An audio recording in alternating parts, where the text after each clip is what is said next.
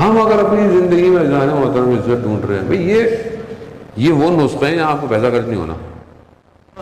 یعنی آپ بولیں کہ مولانا بڑی محنت کرنی پڑے گی, پیسہ تھوڑی خرچ کرنا ہے, تہجد کی نماز میں ہوتا پیسہ خرچ کرنا ہے, ارادہ کرنا ہے آپ نے, تو اٹھائے گا پروردگار.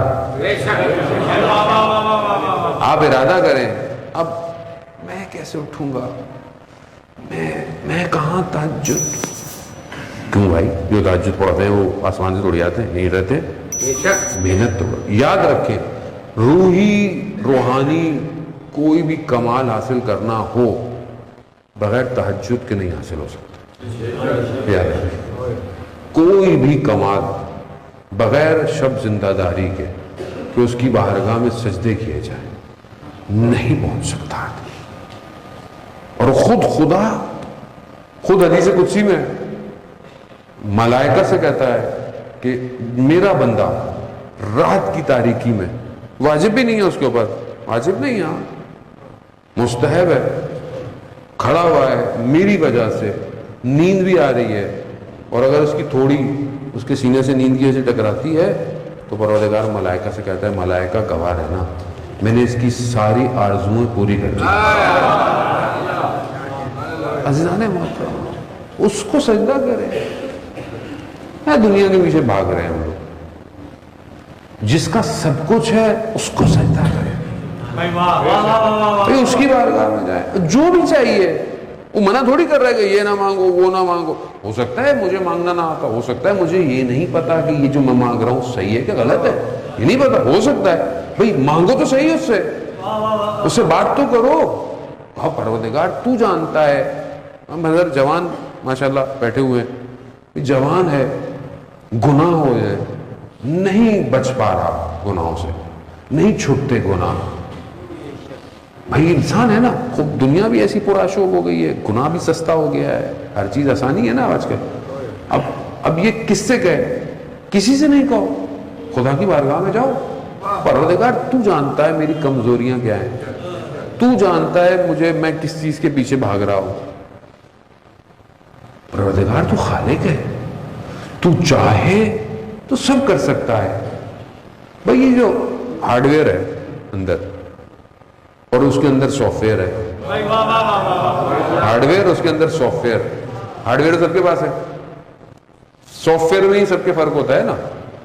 مطلب ایک آدمی گناہ کو دیکھ کر چھوڑ دیتا ہے, گناہ دیکھتا ہے چھوڑ دیتا ہے, ایک گناہ دیکھتے ہی گر جاتا ہے.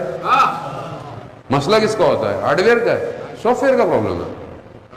سافٹ ویئر کمزور ہے, یا یوں کہہ لیں کہ اس کے اندر بگز آئے ہوئے ہیں آج کل کی جوانوں کی زبان میں, اور اس بگز کی وجہ سے وائرس بہت جلدی آ جاتا ہے. تو اب کیسے صحیح ہوگا, یہ کون صحیح کرے گا؟ آپ اس کی بارگاہ میں آنسو بہائیں, وہ آپ کا سافٹ ویئر اپڈیٹ کر دے گا.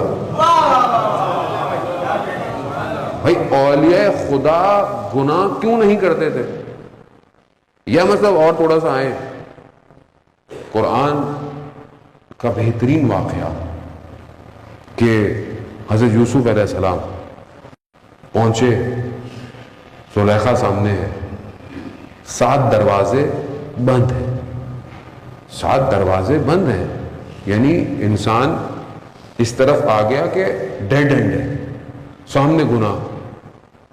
لیکن حضرت یوسف نے یہ نہیں کہا کہ مطلب زلیخا کو کہ مطلب تمہارا شوہر کیا سوچے گا یا کیا, کچھ نہیں.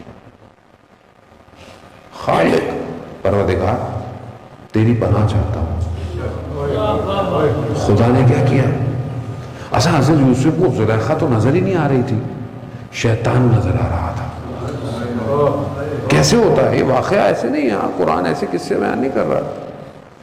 یعنی جب آپ خدا کی طرف جائیں گے, خدا آپ کے لیے گناہ کی لذت کو ختم کر دے گا.